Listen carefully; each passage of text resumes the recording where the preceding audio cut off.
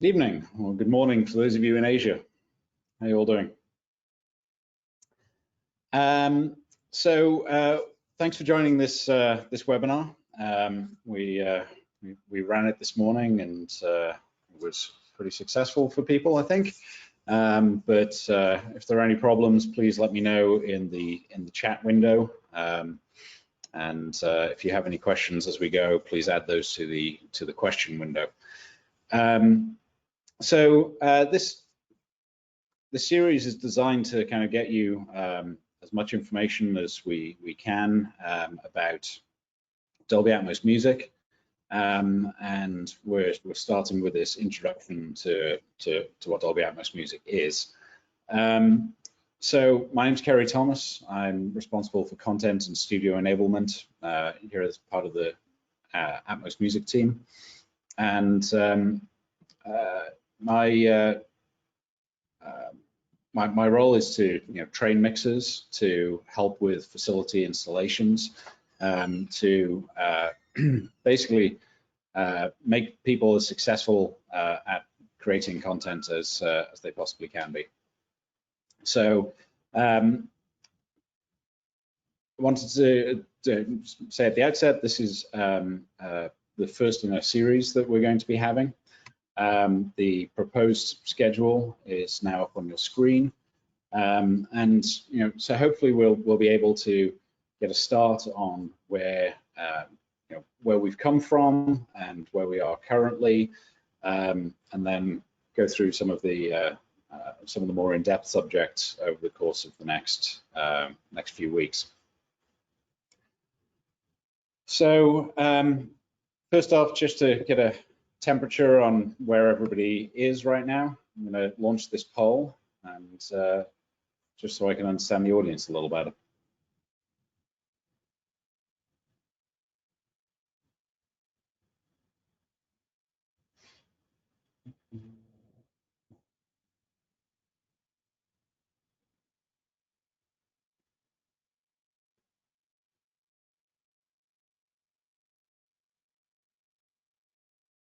Okay. So this morning's session came out about 56 to 40 something. So you're much more evenly split. So there we go. So what is Dolby Atmos? So Dolby Atmos is the latest innovation that we here at Dolby have come up with.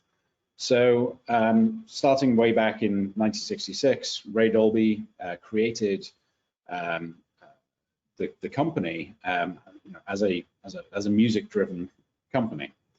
He liked clean recordings. He liked to be able to reproduce those recordings, and so he created Dolby noise reduction. Over the years, a lot of focus has been put on our impact in the film world. But then some 46 years later, we created Dolby Atmos, which was coming out in theaters as a new sound format that was kind of the platform that we were next going to be built on going forward. So over the course of the last best part of a decade, Dolby Atmos has formed the crux of everything that we've been doing audio-wise. 2017, we launched AC4, which will be relevant in a bit. And then last year, we kind of came out into the market with Amazon Music and Tidal, and some various innovations there.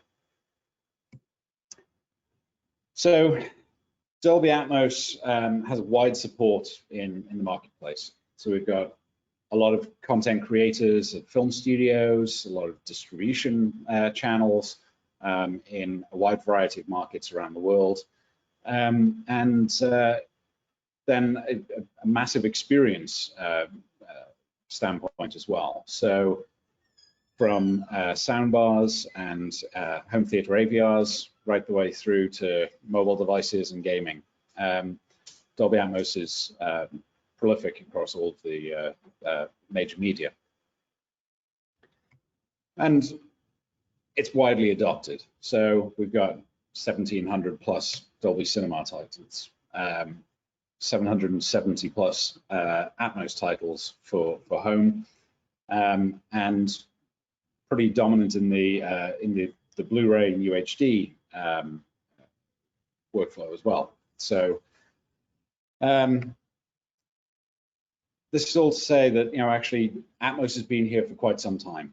Atmos is well adopted in the movie and television industries, in the OTT distribution platforms, and across a wide variety of form factors.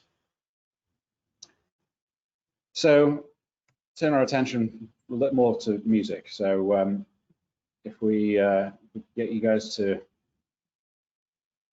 take a look at this, and let me know how do you mostly currently listen to music? See if we're coming out as about the same level as the rest of the world.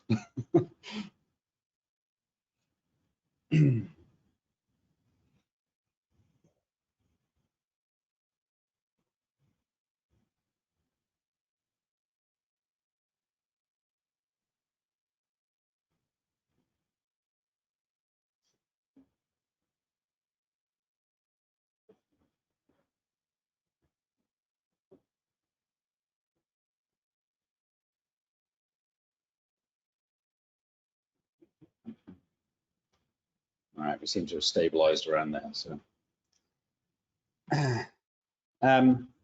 So you can see the breakdown is fairly even across the bottom, but mobile streaming is pretty dominant in the marketplace, and that's kind of representative of the global markets that we know as well. So what is Dolby Atmos in the background? So for the longest period, sound was kind of fixed to channels. So in those early days, and specifically in the music industry, it's kind of been tied to left and right, and then gradually adding more and more speakers to these experiences. So what we have here is a representation of a 5.1 environment, and you can see that the options for sound placement are fairly limited. So the left, center, right is kind of self-explanatory, but then you've got these surround speakers that are grouped together and not necessarily going to give the most even coverage in those spaces. So about a little over a decade ago, Dolby decided that this was not sustainable in just adding more and more speakers to a room and more channels. So the engineers got together and came up with this method for doing object-based audio. So an audio object in its basic form is a single audio track that is playing into the master, and that has some metadata associated with it. So Cartesian coordinates, X, Y, Z, defining where in the three-dimensional space an audio track should go. Another parameter that can be set is size. You can make that sound bigger and fill more speakers in the environment, and then correlation, just kind of obfuscating the location of that sound. And all of this adds up to great flexibility in the way that audio can be experienced. And so while this was not necessarily intended for music purposes, when musicians and engineers got their hands on it, it did in fact change music forever, in our opinion, in their opinion. So by separating it out from the stereo world and allowing much more flexibility in how music can be created, it allowed them to be, transition from their sort of stereo mindset into something more.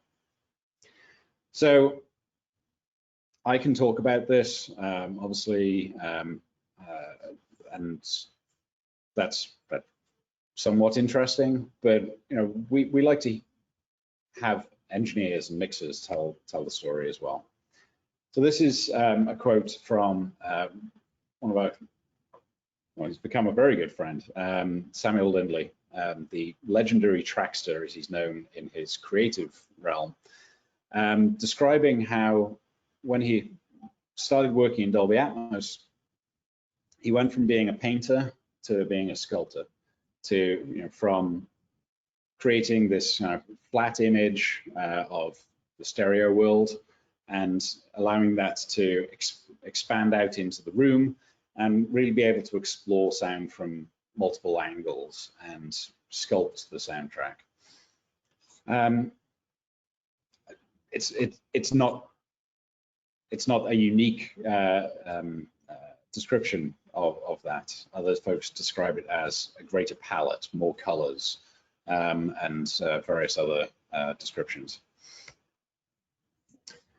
So what we're seeing in the music studios around the world now is them really adopting Dolby Atmos. So this is Capital Studios C in the top corner of this slide here.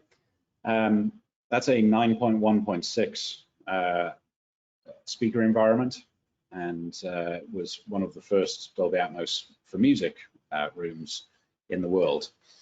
We also have installations at iconic places like Abbey Road. So Abbey Road saw the value in Dolby Atmos for music and Dolby Atmos in general, and they built this mix room predominantly for working with film and television mixers. They do a lot of scoring work and even some final film mixes. But being Abbey Road Studios, they also have a large footprint in music, and so they have used this mix room to do things like Sgt. Pepper in Dolby Atmos. And then the final image here is of Blackbird Studio C. This is a unique room, truly one of a kind. So it was designed by George Massenburg, and I believe there are somewhere in excess of 135,000 different lengths of wood on those walls that create an entirely diffuse space. So when John engaged with Dolby Atmos, he did so on a large scale, as you see, and that's a 916 room also that has to be experienced to be believed, to be honest with you. So obviously it doesn't have to be that of those scales. There's a lot of flexibility, and we can come to that in a moment as well. So let me move on my slides here. So we have partnerships with two of the world's largest labels. So Universal Music Group approached Dolby coming up on 5 years ago now to explore what this thing called Atmos could do for them and for their artists. They wanted a way to be more captivating for their artists, more sticky, and seeing the penetration of Dolby Atmos in the other mediums, they thought that it might be a good fit for music. Warner Music also signed up middle of last year to create both catalog releases and frontline artist releases in Dolby Atmos.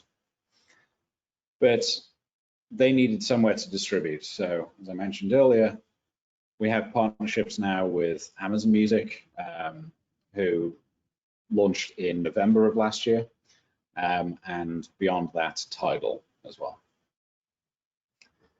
So Amazon Amazon developed alongside Dolby this Echo Studio device. This is the first smart speaker capable of playing Dolby Atmos, and was really driven in its desire to be able to play Dolby Atmos music. So when they were releasing the platform for Dolby Atmos music on Amazon Music HD, it was coupled with this Echo Studio box. And it's a really powerful unit, very captivating in its immersion, and it's $200. So, you know, almost impulse purchase territory. I think my wife would appreciate if I stopped having so many impulses like that, but there we go. Tidal then launched in December. So they wanted a mobile-first experience. So with Dolby's technology, you can get an immersive experience using our AC4 IMS codec that delivers via Android devices and their hi-fi tier, $19 or $20 a month to 54 countries around the world. And they're expanding that footprint as well. So beyond all of that, obviously we need songs. So here's a selection of some of the album projects that have been done in Dolby Atmos. Some catalog, but some very much frontline. So Coldplay in, I believe it was November, released their Everyday Life album in Dolby Atmos and stereo on the same day. Very similar with Halsey and her Manic album. So the labels have seen the value of this and are now outputting frontline new releases day and date with their stereo releases as well. So time for temperature taking time again. So just so I understand who we're talking with, I'm going to try and not screw this up this time. There we go.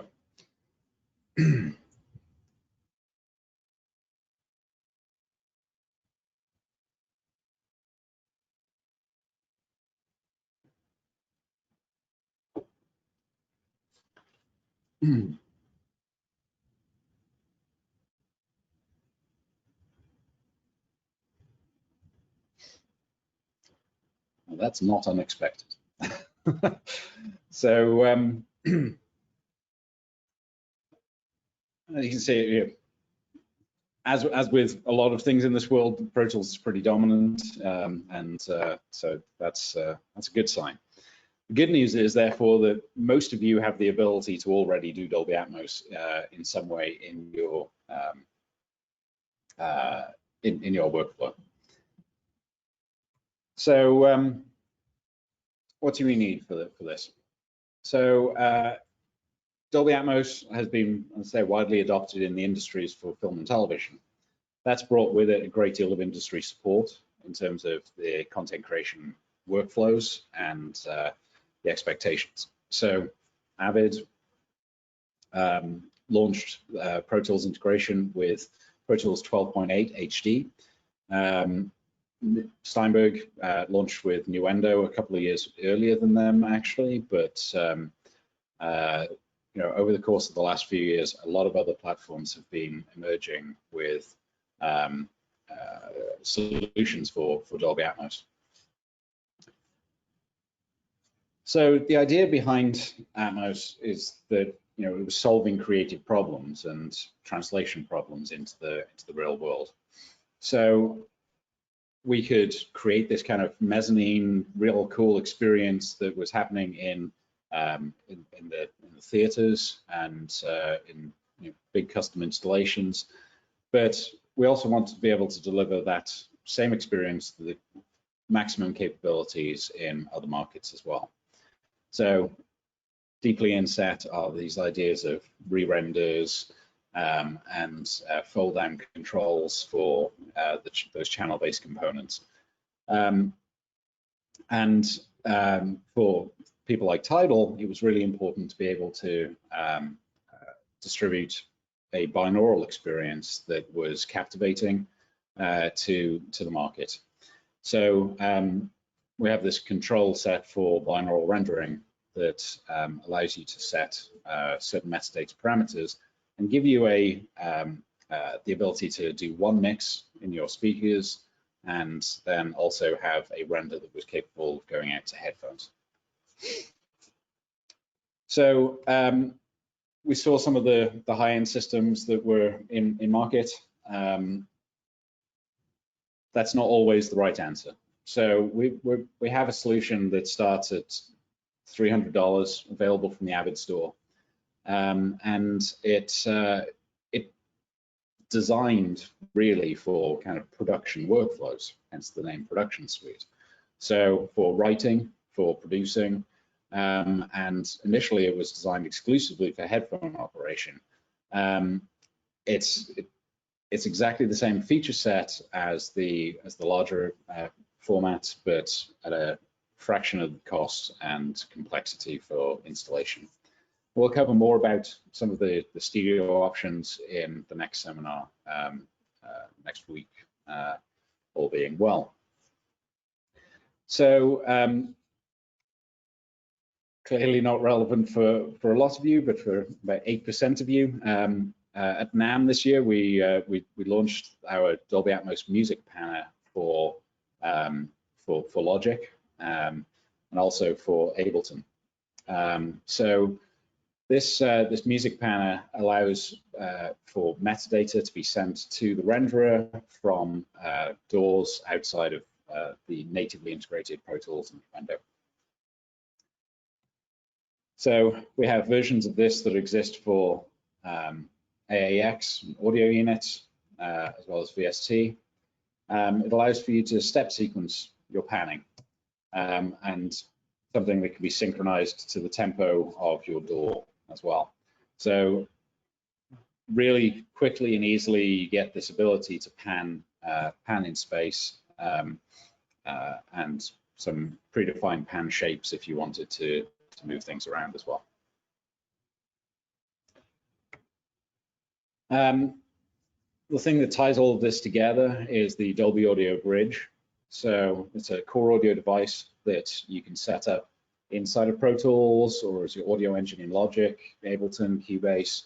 And what it allows you to do is then pass 130 channels of audio from your audio workstation through to the Dolby Atmos renderer. Why 130? Well, you need 2 for timecode. So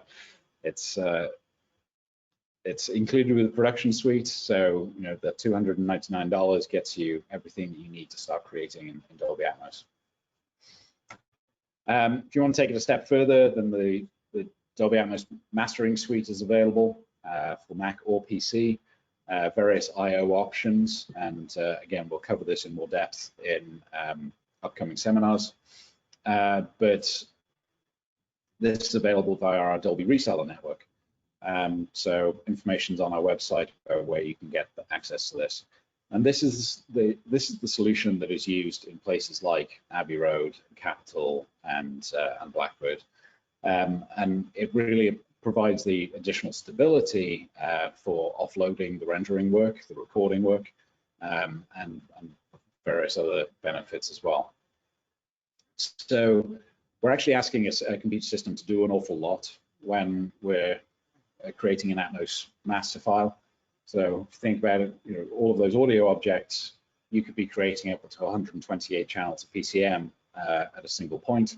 That is not processor light. That's a pretty intensive application in terms of both processors and the data path needed. So offloading that is going to be beneficial. So how are mixers using Atmos? Well, a lot of assumptions get made when people talk about Dolby Atmos music.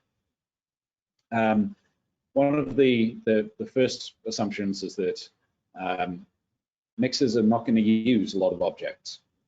They don't have a lot of need for putting things in disparate locations and various things like that. And what we found is that quite often that's not the case. So you'll see in this mix, there are quite a lot of objects, 31, well, 41 if I count correctly. And they're not always moving. So they're often in a static location. It's being used to create this sound field, to separate out instrumentation, but not necessarily to fly things around your head. That's not how the real world exists, and is quite distracting.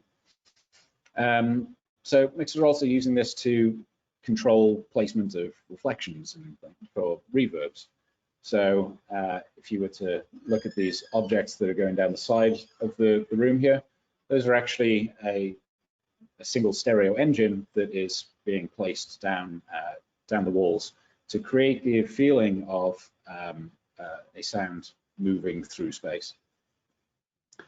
And others are treating objects like microphones. So, you know, if you're setting up an orchestra or a big band recording or something like that, you might have a desire to place a closed mic on each of the instruments, and then in the Atmos system, rebuild that out into how the true physicality of the world was. So the other component is the bed channels. So this bed, as represented here by the purple box,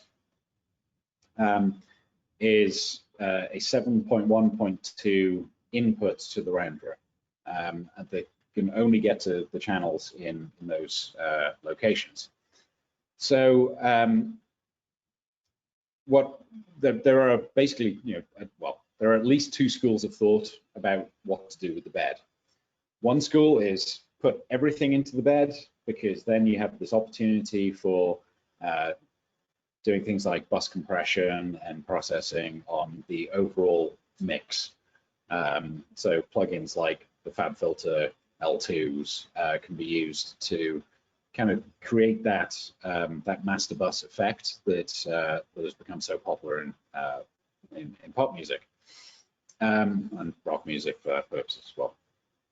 And then there are others that, as the example shows here, only use the bed to reach the LFE. So to negate all of the other 9 channels in that bed configuration and only use it to really get audio into that low frequency effects channel. And the truth is that the middle ground is where most people land. So it's a case of, okay, well, I'm going to put my 7.1 into the bed channels, and then anything else becomes an object. So anything that elevates slightly gives you that flexibility to control how and where that object or that musical source is going to be coming from. So as we saw from the poll you guys did earlier, the majority of people, I'm going to pop these back up again for myself. So 43% of the people on this call listen to music via mobile streaming. And even, you know, I'd say probably 100% of those people listening on mobile streaming are doing so via headphones.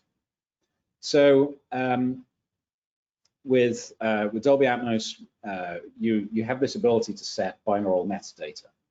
And those metadata controls are defining how a sound is going to be represented in not only in its location in space, but also how that is going to relate to the headphone playback situation. So there are 4 modes that it can be in. So we have off, which is basically a stereo fold down, non-virtualized LORO, exactly as it has been for the last 50 years. Near is technically for sounds that you could reach out and touch in your location. Mid is something slightly beyond your reach, but not yet to the speaker grid. And then far is directly on the front of the speakers. But as I said before, music mixers don't like to follow the rules. They like to get creative with those tool sets, and the flexibility is really built in there to allow that. So just because an object is actually far away from you does not mean it has to be a far object. You might decide that that's the way that you want the environment to be created, and that's fine. But you might also decide that even though the bass and the kick are on the front wall of the room, you want them to be set to off so that the impact and the drive of the song is kind of there as well. So it really is a creative tool set, and the mixers, as they're doing these Atmos mixes, are doing so in the same way that they've been doing stereo mixes for a long time.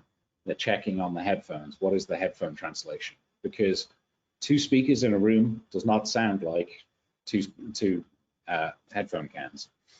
So mixers have been finding that balance for decades at this point. And yeah, so this is a natural progression in the way that they are operating. And the binaural engine is actually far more than HRTF, but we'll dedicate a feature session to what the binaural is. May ask some people who are far smarter than me to join on that call, as well as some of the creatives that have been working with these tools for quite some time. Because while I can tell you, so much more powerful if somebody else who's been using this and putting music out into the world tells you. So I'm going to open this up for some questions. I really hope that there are some, and that we can dive in.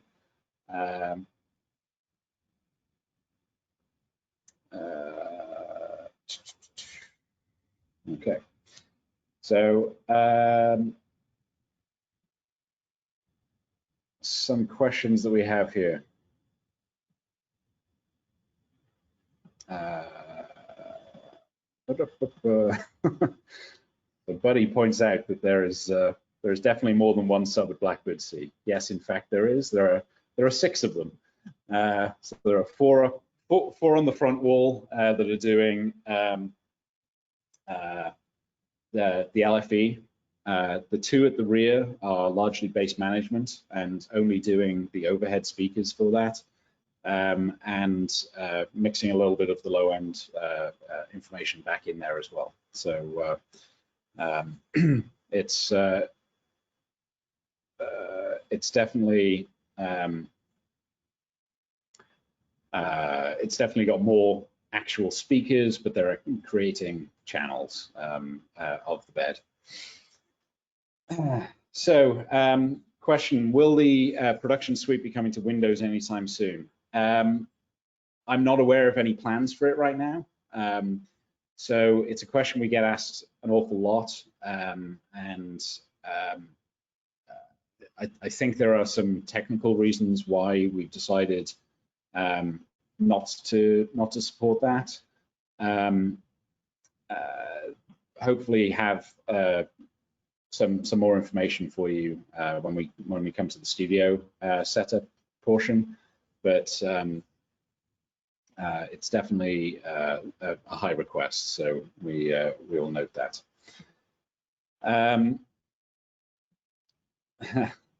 VR stuff. Yeah, so when it came to 3.2, and in order to get the best possible experience for the binaural music things going forward, it was necessary to remove the VR stuff temporarily. There's a lot of the code is still there, but it's just not present in the GUI. So what is HRTF? Okay, so in the world of binaural, we talk a lot about this HRTF, and it's put out into the world as a kind of fix for every answer when it comes to binaural. So basically, what it stands for is a head-related transfer function. So the head-related transfer function is basically taking the physical properties of your body and specifically your head and upper torso, and allowing you to presenting a set of filters to externalize the sound that would have been defined in space. So if you click your fingers, then the sound is going to enter your right ear before your left ear in that regard. And that tiny difference in the way that things are measured and communicated to your brain is essentially what the head-related transfer function is doing to the audio in this experience. Everybody's head is different. Everybody's torso is different. So there is no common head-related transfer function, but what's in there is pretty good and pretty captivating for a wide variety of people. It can always be better. Dolby is at its heart a research organization, so we are researching how to make these things better on a daily basis. So I hope that answers your question.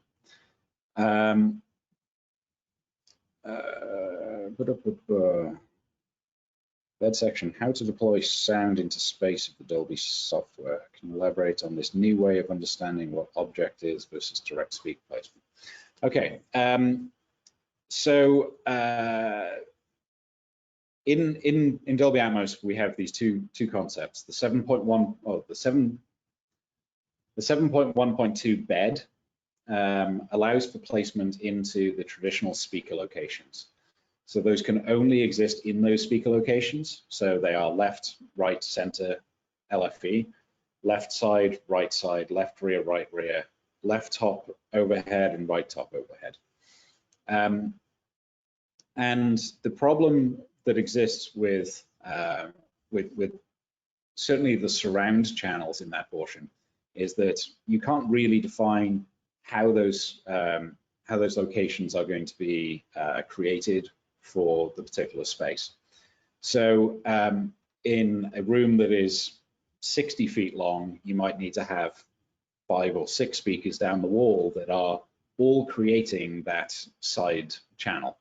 And while that's pretty powerful in the way that it's working for film and television, what it relates to in music is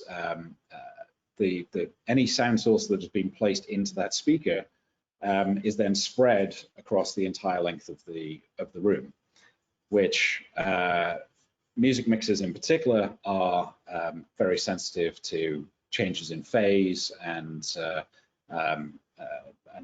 that kind of comb filtering effect that might be experienced in that. So while the speaker placement and the bed configuration is very useful for getting a wide coverage for point sources and things that you really want to control the reproduction of, it's better to put it into an object. So those objects are defined in space, so in the space of the Atmos room as well. So if you wanted to hit the exact location of your speaker in your room, when you took that into a room that maybe didn't have a speaker in that location, it's going to virtualize that location as best it can. It's going to preserve the power of that sound, so the overall mix stays together, and it gives you that level of control that we can't have with the bed. So I hope that answers your question a little more. If not, feel free to email me afterwards as well. Can I just get the panner for Ableton, or do I need the full production suite? So the panner is kind of the gateway to actually being able to control the location of sound in the Atmos renderer. So yes, you do need the full production suite. In the link in the links earlier, you might have seen the 30-day trial. After the session, I'll send out a separate useful links section, or you can in fact visit the professional.dolby.com, and if you find your way into our developer portal from there, then you can actually download a 30-day free trial of the production suite. So you should be able to get up and running with Ableton, the Music Panner, which again is available for download on our website, and the 30-day license for the production suite.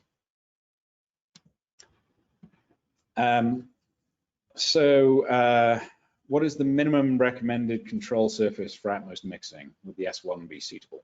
The answer is yes, the S1 would be suitable. It's a fantastic form factor.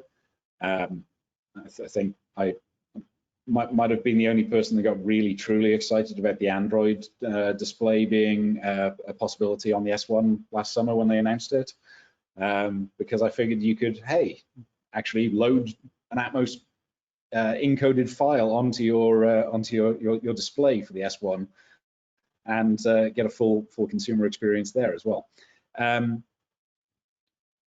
Honestly, a lot of the time people aren't using control surfaces necessarily. You don't have to have an S6. You don't have to have the joysticks on an S6. If you, the flexibility that is put into the system is hopefully to kind of filter through the entire ecosystem. So the S1 is definitely a possibility. The S3, you might have seen in the Blackbird installation photo there, they started with an S3. They've now actually swapped out to an S6. But also the control with other consoles is present as well. So things like the Euphonics System 5 has Atmos control, the DFC Neve 3D console has Atmos control. So it's the metadata pathway and the audio pathway are entirely disconnected, and they're pretty flexible in that. So hopefully that answers your question. Again, we can cover it more next week. Does the Echo Studio provide Atmos sound? Is the Atmos music service available in India? I believe at this time the Amazon Music HD is not available in India, but that's Amazon's rollout path. So I don't have anything to share on that. So if, but to answer the first part of your question, yes, the Echo Studio provides Dolby Atmos sound. It was one of their key points at launch, and yeah, that's all good. Must an object be mono or can it be stereo? Can you send audio to a bus and make that bus an object? So yes,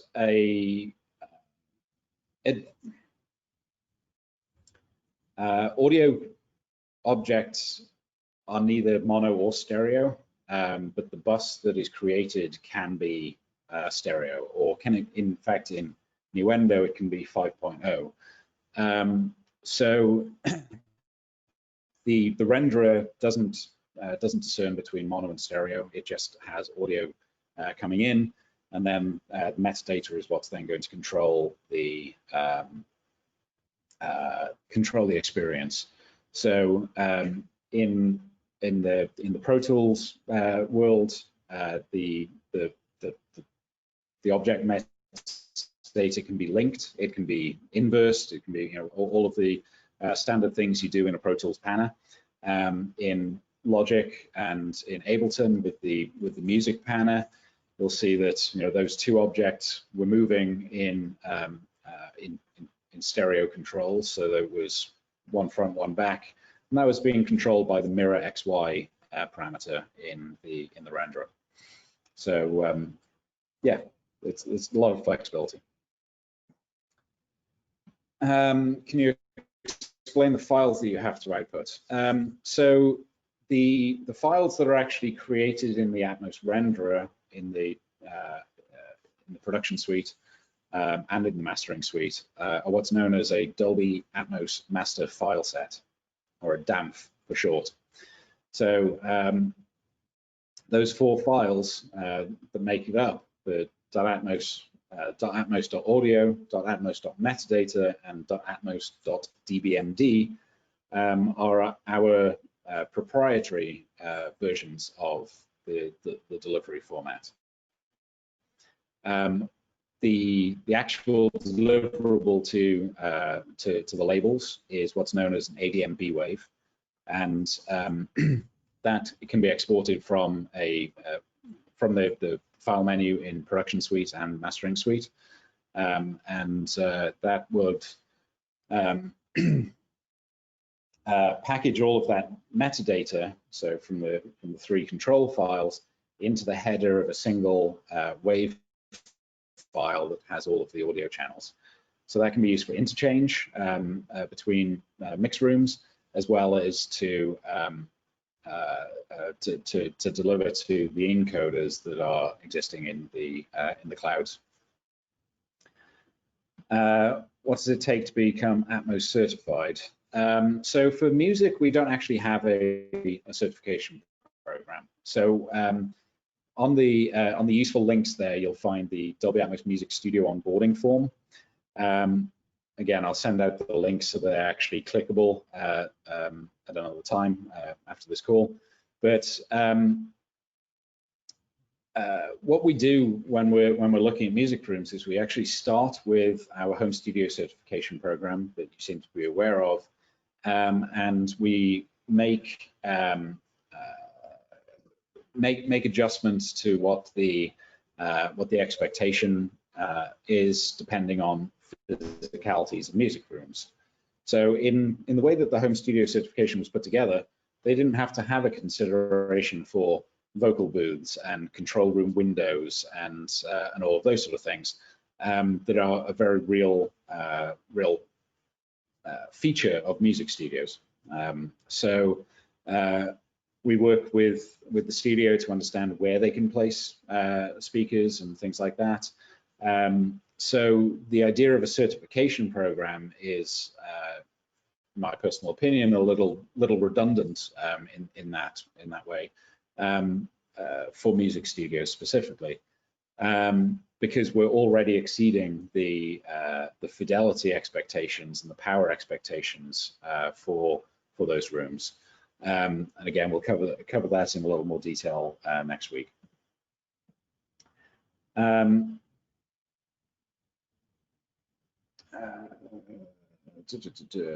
I'm mostly mixing Pro Tools, but do a lot of sound design in Ableton. Wondering about the Atmos surround panning in Ableton's weird output layout. It is pretty weird.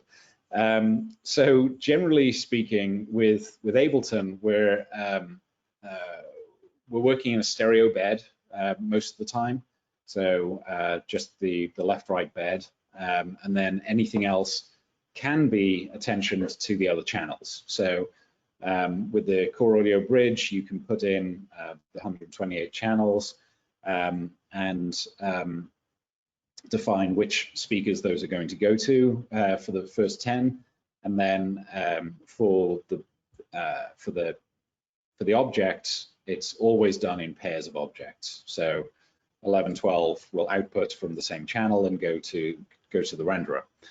Then the metadata is controlled by the panner plugin. So you drop the Atmos panner onto the channel in Ableton, and then the metadata is sent direct to the renderer for the channels that you defined. So if you drop it onto 11 and 12, you're going to want to set the object output to be channel 11 and channel 12. All of this is common with Logic as well. And then the the data pathway and the audio pathway get married together in the renderer to create that space in your mix room, or in fact in your headphones.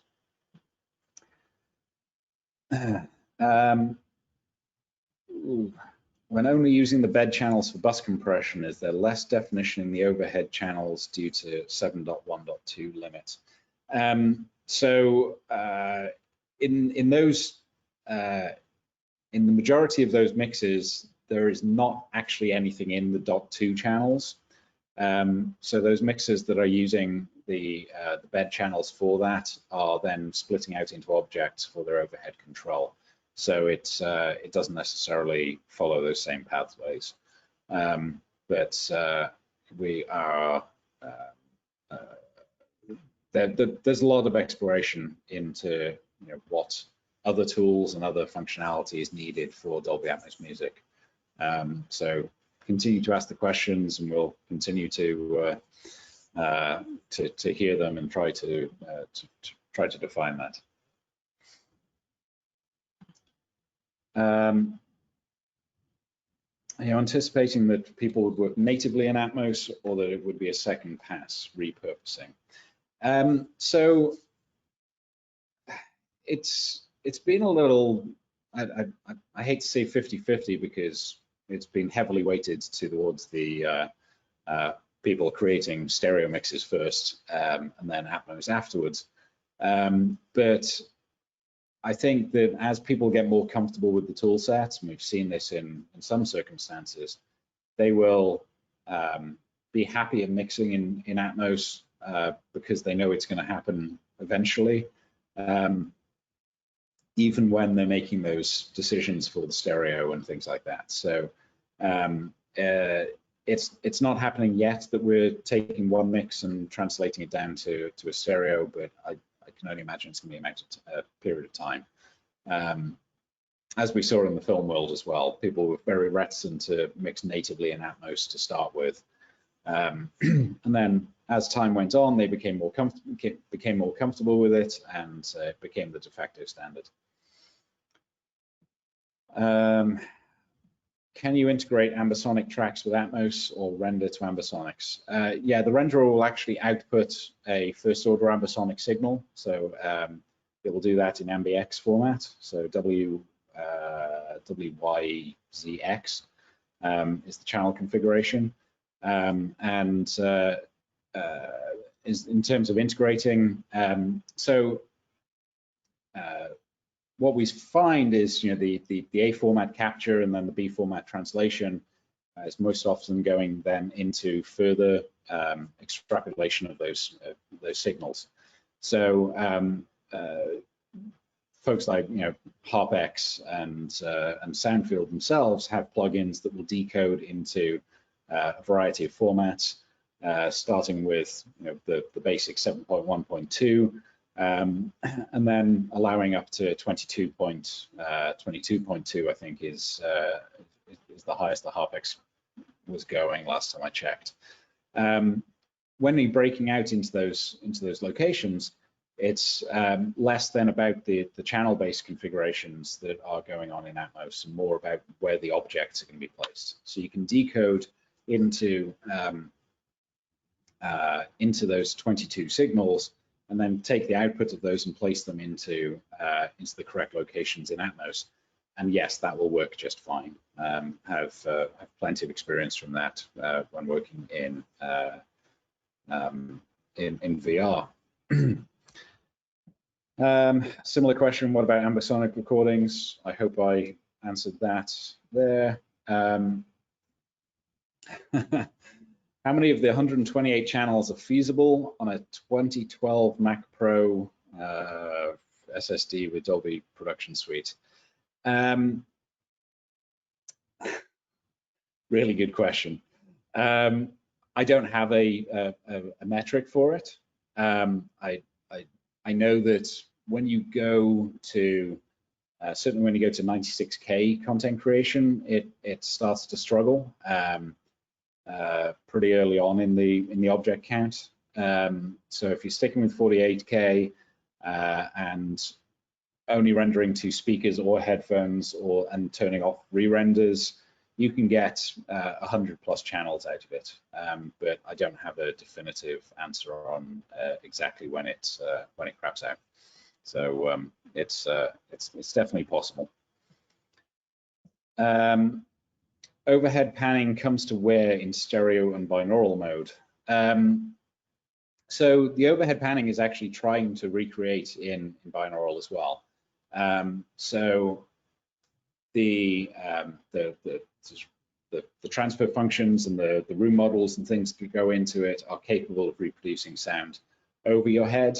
As Alvaro asked earlier, in VR, it was also capable of reproducing under your head. That functionality has been removed for a better binaural experience for music and for post-production as well. It is trying to recreate the immersive experience as best as possible. So, what sort of feedback are you getting from mixers about the binaural rendering? So, from mixers, it's generally pretty good. They're accepting of the translation between what they hear in the studio and what is heard in the real world. The binaural controls allow them to define that, and as of 3.4, that has got even closer to the way that the decoders are operating today in the mobile devices. So we know that it can be improved. We're working actively to improve those experiences, but it's also dependent and reliant on the device that's actually doing the decoding, what post-processing they're happening on that. My best experiences of this to date with people who have not been mixing Dolby Atmos in the studios was actually at NAMM this year, and the number of people that I played the Tidal application for and took off their headphones and went, "Oh my God, that's going to change music," was quite substantial. So pretty happy with the way that that's translating out into the world. So hopefully that answers your question. Any audio examples comparing Atmos binaural to low-ro? No. So because of the fact that most often these are different mixes and stylistically different, because of the flexibility of the Atmos format, the low-ro to Atmos binaural is not a it's comparing zebras to cars. It just doesn't hold up as a comparison. But in the renderer, you're able to switch between binaural render for headphones and low-ro headphones. So you can take the same mix and see what that is doing. But yeah, it's entirely dependent on the style of the mix. Will the Atmos Music Panner be released for Windows? Quite possibly. The team is looking at what that would look like. I'm trying to get through as many of these different questions as possible. So forgive me if I'm skipping over something that's very similar.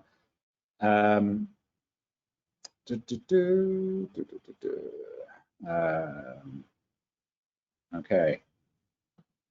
Do you have the ability to check out? Do we have the ability to check out mixes in headphones and other devices such as the Amazon Echo Studio? So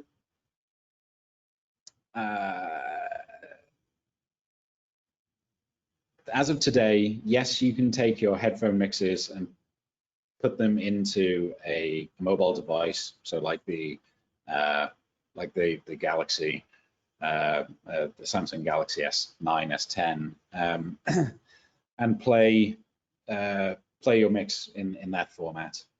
The Echo Studio, nothing to announce at this time. Technically, yes, there are a number of ways that you can do it, but none of them are publicly facing at this point. Amazon, I know, are working on something, and we've got some products in development that should hopefully help. Yeah,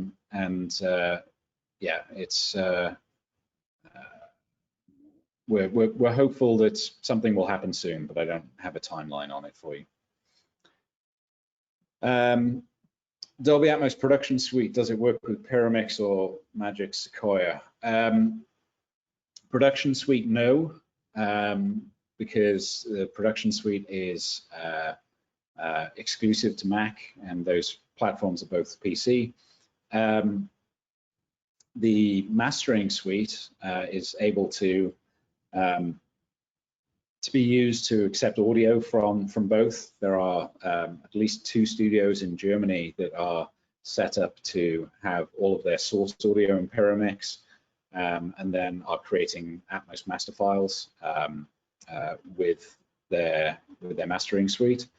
And they're doing the object metadata by having a Pro Tools or another DAW sat there generating the metadata.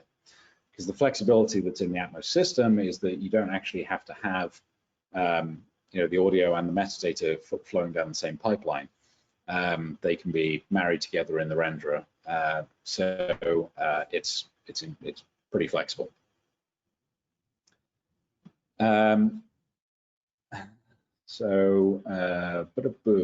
About loudness level. Okay, so the loudness level. So in the Dolby Atmos music specifications document that you see there,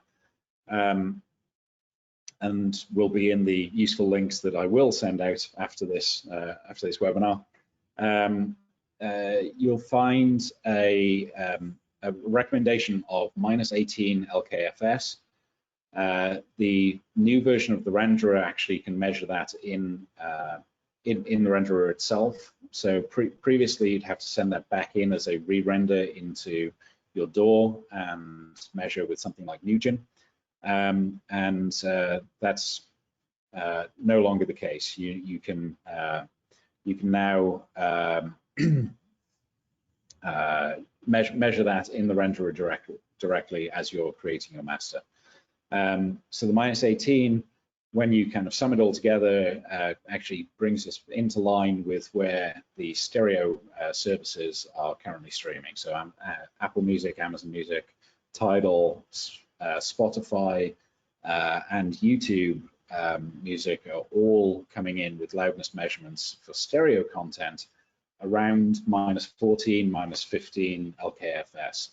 So when you take a -18 Atmos mix and put it out, then it will actually create that -14, -15 level. So it should be comparable mixes between Dolby Atmos and stereo in terms of loudness and deliverables for that.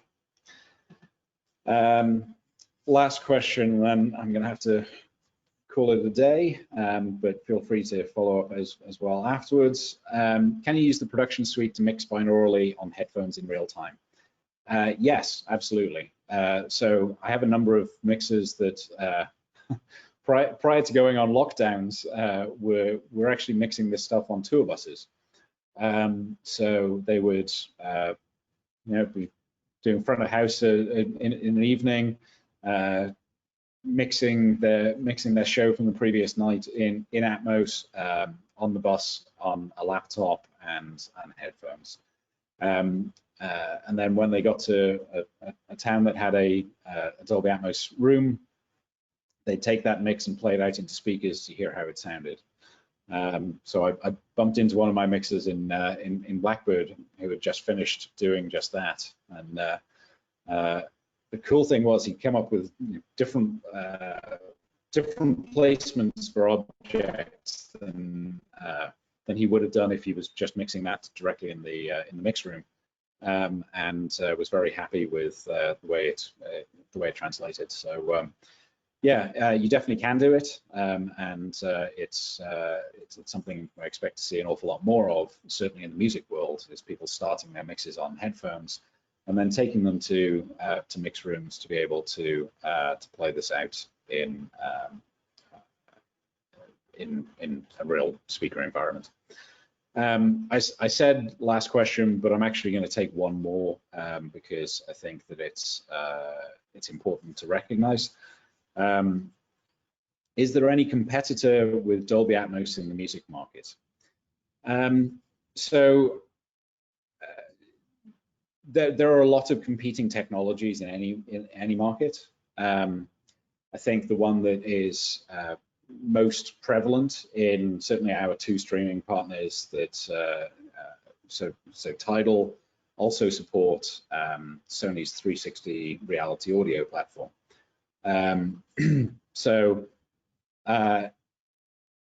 Sony are a great partner of Dolby's, you know, in a wide variety of other markets.